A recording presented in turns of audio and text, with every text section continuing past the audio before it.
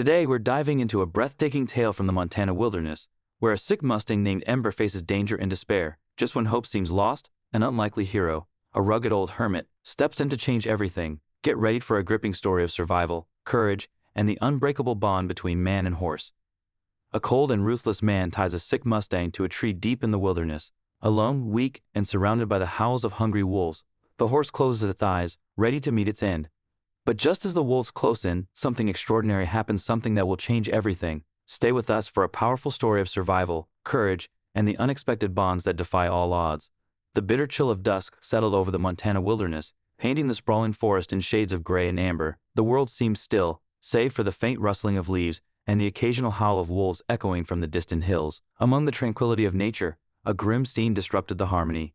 A Mustang, thin and trembling, stood tied to a towering pine tree, its head hanging low in exhaustion. Once a proud creature of the wild, the Mustang now looked like a ghost of its former self. Its ribs jutted out beneath its dull chestnut coat, every breath labored and shallow. A thick rope bit into its neck, tethering it tightly to the tree. The horse's legs quivered, its hooves weakly digging into the cold earth.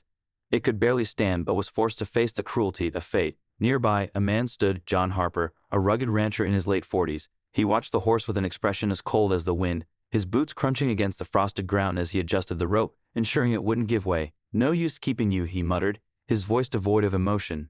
"You're more trouble than you're worth."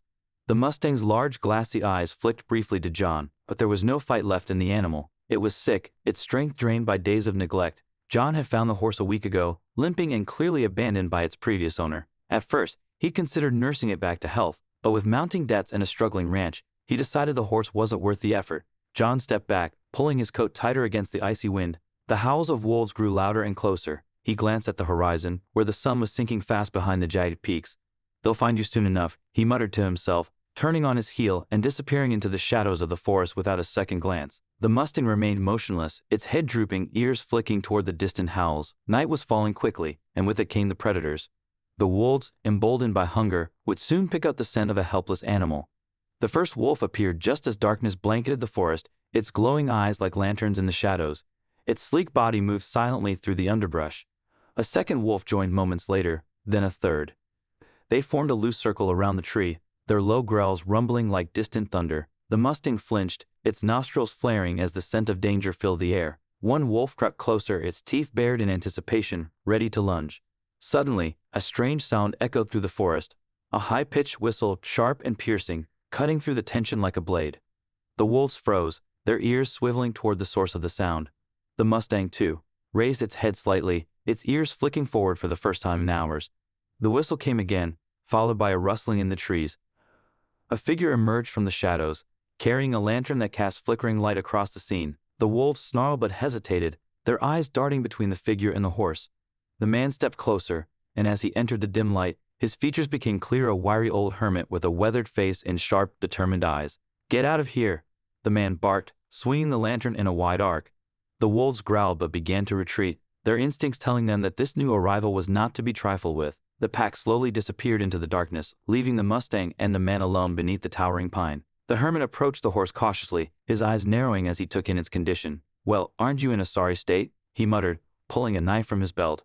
The Mustang tensed but didn't resist as the man carefully cut the rope binding it to the tree. "Whoever left you here wanted you dead," he said, his voice softening. "But I reckon you've got some fight left in you yet." As the last strand of rope fell away, the Mustang collapsed to the ground, its legs too weak to hold it up. The hermit crouched beside it, placing a hand on its neck. "Easy now," he murmured. "We'll get you out of here."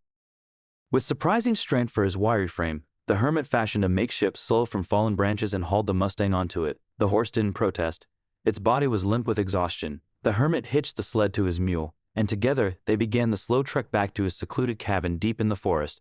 The Mustang's eyes fluttered shut, and the rhythm of the mule's hooves lulled it into a restless sleep. For the first time in days, the horse wasn't staring death in the face, and though its journey was far from over, it had found something it hadn't expected in the heart of the wilderness: hope. The dawn broke over the forest, spilling golden light through the dense canopy of trees. The hermit's cabin sat in a small clearing, its rough wooden walls blending almost seamlessly with the natural surroundings. Smoke curled lazily from the chimney, a sign of life in this isolated sanctuary. Inside, the Mustang lay sprawled on a bed of hay in the corner of the cabin, its shallow breaths the only sound in the stillness. The old hermit, whose name was Ellie, moved quietly around the room. His wiry frame and weathered hands betrayed a life spent in solitude. carving out an existence in the unforgiving wilderness. He glanced over at the Mustang, his sharp eyes studying the animal's every twitch and movement. "You're a tough one," he muttered, stirring a pot of herbs and water over the fire. Most wouldn't have made it through the night. Ellie had seen his fair share of cruelty over the years, but finding the Mustang tied and abandoned stirred something in him. He couldn't fathom what kind of man would leave a creature to die like that. Shaking off the thought, he focused on the task at hand. The horse stirred, its ears flicking at the faint crackle of the fire. Ellie approached slowly, holding a steaming bowl of the herbal mixture. "This will help," he said softly, kneeling beside the animal. The Mustang tensed but didn't resist as Ellie gently dripped the warm liquid into its mouth with a wooden spoon. The horse's nostrils flared, and its eyes opened slightly, meeting Ellie for the first time. In that brief moment, something passed between them, an unspoken understanding that neither of them was ready to give up. Over the next few days, Ellie devoted himself to nursing the Mustang back to health. He named the horse Ember, a nod to the faint spark of life that still burned within its weakened body. Every morning, Ellie gathered medicinal herbs and foraged for anything that could help restore Ember's strength. He cleaned the animal's wounds with care, his hands steady despite the horse's occasional protests. Ember began to show signs of improvement. Its coat, once dull and matted, started to regain a faint sheen. The horse's breathing became steadier, and its eyes grew brighter with each passing day. Ellen noticed the change and allowed himself a small smile. "You've got fight in you after all," he said one evening, sitting on a stool beside Ember. "More than most folks have known." Despite the progress, Ellie knew they weren't out of danger yet. The wolves that had circled the Mustang before hadn't gone far. At night, their howls echoed through the trees, a chilling reminder of the ever-present threat. Ellie kept a rifle by the door and a lantern burning through the night, his sharp eyes scanning the shadows for movement. One morning, as the sun climbed higher in the sky, Ellie decided it was time to see if Ember could stand. He removed the makeshift bandages from the horse's legs and stepped back, his heart pounding. "All right, Ember," he said, his voice firm but gentle. "Let's see what you've got." The Mustang's ears flicked toward Ellie's voice, and it shifted slightly. Its legs trembled beneath it, but with a deep, shuddering breath, Ember pushed itself up, first onto its front legs, then its back. The effort was immense, and the horse swayed unsteadily, but it stood. Ellie's chest tightened as he watched, a grin breaking across his weathered face. "That's it, boy. That's it." Ember took a tentative step, then another. Its movements were slow but deliberate. The sight filled Ellie's heart with pride. The horse was alive, fighting, surviving, and defying the odds. Ellie, with a sense of pride he hadn't felt in years, extended a hand. To his surprise, Ember took another step toward him, their dark eyes locking for the first time. The Mustang seemed to trust him now. In the days that followed, Ellie spent more time with Ember, leading the horse up to graze in the small clearing near the cabin. With each passing day, Ember grew stronger, his once sluggish movements becoming more fluid and confident. Ella marveled at Ember's resilience and determination to survive, refusing to be broken by the cruelty he'd endured. But the wolves hadn't forgotten. One evening, as Ella sat by the fire, his old hound, Rusty, began to growl low in his throat. Ellie grabbed his rifle and stepped outside, the flickering light from his lantern casting long shadows over the clearing. The air felt thick with tension, broken only by the occasional rustle of leaves. Ellis scanned the tree line, his eyes narrowing as he thought he saw glowing eyes peering from the shadows. Tightening his grip on the rifle, he muttered, "Not tonight. You won't take him tonight." Inside, Ember stood near the window, his ears twitching at every sound.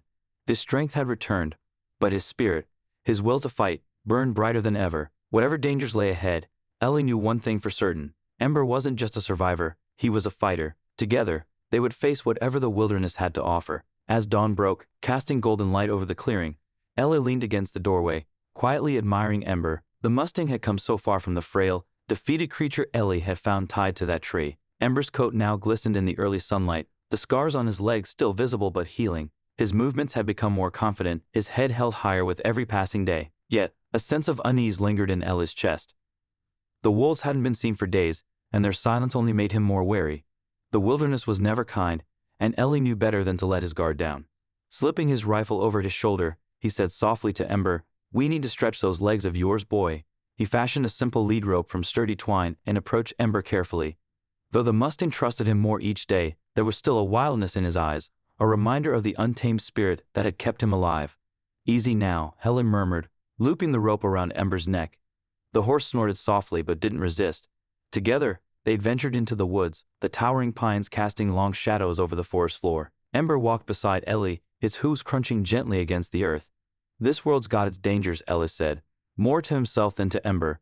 "But you're stronger now. You'll be ready for whatever comes."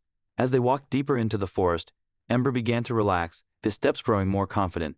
Ellie led him to a shallow stream where the Mustang drank deeply, his muscles rippling beneath his coat. Ellie knelt by the water and splashed some on his face, feeling the coldness invigorate him, a reminder of the life pulsing through the wilderness. For a moment, the world felt still, the forest quiet except for the soft babble of the stream and the occasional bird call. Ellie looked at Ember with a small smile. "You're a fighter," he said. "Always have been." But the peace didn't last. A faint rustle of leaves reached Ellie's ears, so subtle that most wouldn't have noticed. He froze, his hand instinctively going to his rifle. Ember lifted his head, his ears swiveling toward the sound. The forest, which had felt so tranquil just moments ago, now seemed heavy with tension. Ellie stood slowly, his eyes scanning the trees. The rustling grew louder, closer. His grip on the rifle tightened. Then, a low growl echoed through the woods. A pair of glowing eyes emerged from the shadows, followed by another, and another. The wolves had returned. The pack emerged into the clearing, their sleek bodies moving silently through the underbrush. Ember tensed, stepping closer to Ellie. The wolves circled, their eyes locked on the Mustang. Ellie raised his rifle, aiming at the largest of the pack. "Not today," he muttered, his voice steady despite the adrenaline coursing through his veins. The alpha wolf let out a low growl, its sharp teeth bared as it stepped closer. Ella fired a warning shot into the air. The crack of the rifle echoed through the forest, causing the wolves to flinch but not scatter. Instead, they crouched lower, their bodies coiling, ready to pounce. Ella knew he couldn't take them all down. There were too many, and their hunger would drive them to take risks they wouldn't normally consider. He glanced at Ember, who was now pawing the ground, his nostrils flaring. The Mustang wasn't just scared. He was ready to fight. As the wolves crept closer, Ella made a decision. He dropped the rope and stepped back. "Go, Ember," he shouted. For only a moment the Mustang hesitated. Then, with a powerful rear, Ember struck the air with a defiant cry. He charged at the wolves, his hooves thundering against the ground. The wolves scattered, their snarls turning to yelps as Ember lashed out with his hind legs. The alpha wolf lunged, but Ember dodged with surprising agility, his movements fluid and precise. Ellie watched in awe as the horse, once so weak and helpless, fought back with the strength and determination of a true survivor. Within moments, the pack retreated, disappearing into the shadows as quickly as they had appeared. Ember stood in the clearing, his sides heaving, his eyes blazing with triumph. Ellie approached cautiously, his heart pounding. "You did it, boy," he said, his voice filled with admiration. "You faced him down." Ember snorted, tossing his head as if to say he'd known all along he could. Ella chuckled, placing a hand on the horse's neck. "You're something else," he said, "something else entirely." As they made their way back to the cabin, the forest seemed lighter, the shadows less imposing. Ellie glanced at Ember, a sense of pride swelling in his chest. The Mustang had proven himself, not just a survivor, but a fighter, a creature of strength and spirit who refused to be broken. And as they walked side by side through the wilderness, Ellie knew that they were stronger together than they could have ever been alone. The crisp morning air carried a sense of calm as Ellie opened the cabin door. Rays of sunlight filtered through the trees, casting long shadows on the forest floor. Ember grazed peacefully in the clearing, his ears swiveling at every sound. The wolves were gone, and for the first time in weeks, Ellie allowed himself to relax. But deep down, a lingering unease gnawed at him. The wilderness had a way of testing even the strongest. Ellie stretched his back, rifle slung across his shoulder, as he prepared for the day's chores. His routine hadn't changed much since taking Ember in, gathering firewood, checking his snares, foraging for herbs. But the presence of the Mustang had added a new sense of purpose to his solitary life. He had someone to care for now, someone who relied on him. And in a way, Ember had brought Ellie a companionship he hadn't felt in years. As Ellie approached the edge of the clearing, something caught his eye. Tracks, large deep imprints in the soil unmistakably left by horseshoes. Ellie knelt down, running his fingers over the marks. They were fresh, too fresh to ignore. A chill ran down his spine. "Someone's been here," he muttered under his breath, his sharp eyes scanning the tree line. The thought of someone intruding on his isolated sanctuary unsettled him. Most people knew better than to venture this deep into the forest. Whoever it was, they had a reason for being here, and Ellie doubted it was a good one. By midday, Ember had grown restless. The Mustang pawed at the ground, his nostrils flaring as if sensing something was off. Ella noticed the change in the horse's demeanor and tightened his grip on the rifle. He trusted Ember's instincts. Animals often sensed danger before it was visible. "Easy, boy," Ella said softly, approaching the Mustang. "We'll figure this out." The sound of hooves broke the silence, faint at first, but growing louder. Ellie's body tensed as he turned toward the noise. From the trees emerged 3 men on horseback, their faces obscured by wide-brimmed hats and scarves. They moved with purpose, their eyes scanning the clearing until they landed on Ember. "There he is," the tallest of the group said, his voice gruff. He dismounted, boots hitting the ground with a thud. "Told you he'd be here." Ellie stepped forward, positioning himself between Ember and the men. "This is private land," he said firmly. "You got no business here." The man chuckled, his hand resting on the revolver at his hip. "That horse doesn't belong to you, old man. He's ours." Took off during a storm a while back. We've been looking for him ever since. Ellie's jaw tightened. That horse was left for dead, tied to a tree like garbage. Doesn't sound like the kind of care a real owner would give. The man's expression darkened. Doesn't matter how you found him. He's ours, and we're taking him back. Ellie raised his rifle, aiming it squarely at the man's chest. You're not taking him anywhere. For a moment, the clearing was silent, the tension thick enough to cut with a knife. The other two men shifted uneasily in their saddles, their hands hovering near their weapons.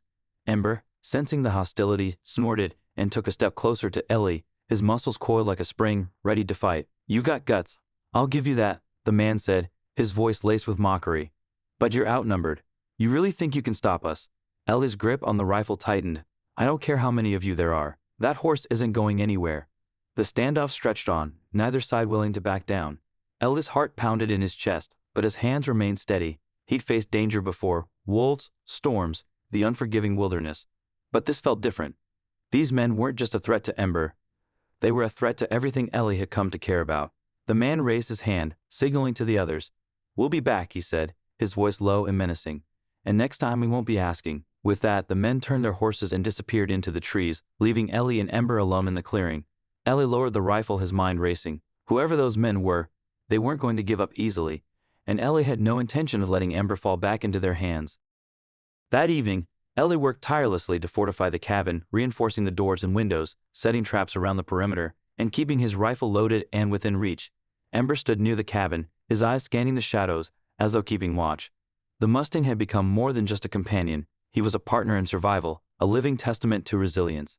As the moon rose high above the forest, Ellis sat by the fire, his thoughts heavy. The wolves had been a test of strength, but this was different. This was a battle of wills, a fight for what was right. He glanced at Ember, who stood tall and proud despite the scars on his body. We'll face them together, Ellis said quietly. The forest was unusually quiet the next morning. Even the birds seemed hesitant to break the silence. As Ellie stepped out of the cabin, rifle resting on his shoulder, Ember stood grazing near the tree line. His ears twitched at every faint rustle. The Mustang's body was relaxed, but his watchful gaze told Ellie everything he needed to know. The men would be back, and they wouldn't come alone. Ellie had spent most of the night preparing for their return. He had fortified the cabin, set traps around the clearing, and mapped out every potential blind spot. Years of living in the wilderness had taught him how to defend what was his, and he wasn't about to let a group of hired thugs take Ember without a fight. The morning passed slowly, each moment stretched thin with tension. Ellie moved through his routine with practiced efficiency, but his mind lingered on the previous day's encounter. He replayed the men's threatening words and the way their eyes had fixated on Ember. They wouldn't stop. They viewed the Mustang as property, a tool to exploit, and they would do whatever it took to reclaim him. By midday, the sound of hooves shattered the stillness. Ellie froze, his pulse quickening as he grabbed his rifle and stepped outside. 4 men emerged from the tree line, each one armed and mounted on powerful horses. The leader was the same tall man from before, his cruel smirk evident as he dismounted. I told you we'd be back, he said, his voice echoing across the clearing. Ellie raised his rifle, his stance unwavering. I don't take kindly to trespassers. The man chuckled, shaking his head. You're out of your league, old man. There are 4 of us and 1 of you. Be smart, hand over the horse, and we'll leave you in one piece. Ember snorted, pawing the ground as if sensing the danger. Ellie glanced at the Mustang, his resolve hardening. This horse isn't yours. You abandoned him and left him to die. That makes him mine. The leader's smile faded, replaced by a cold stare. You got guts, I'll give you that, but guts won't save you. The standoff escalated quickly. One of the men drew his pistol, but before he could aim, Ella fired a warning shot into the air. The sharp crack of the rifle echoed through the clearing, startling the horses and sending a flock of birds flying from the trees. Next one won't miss, Ella said, his voice low and steady.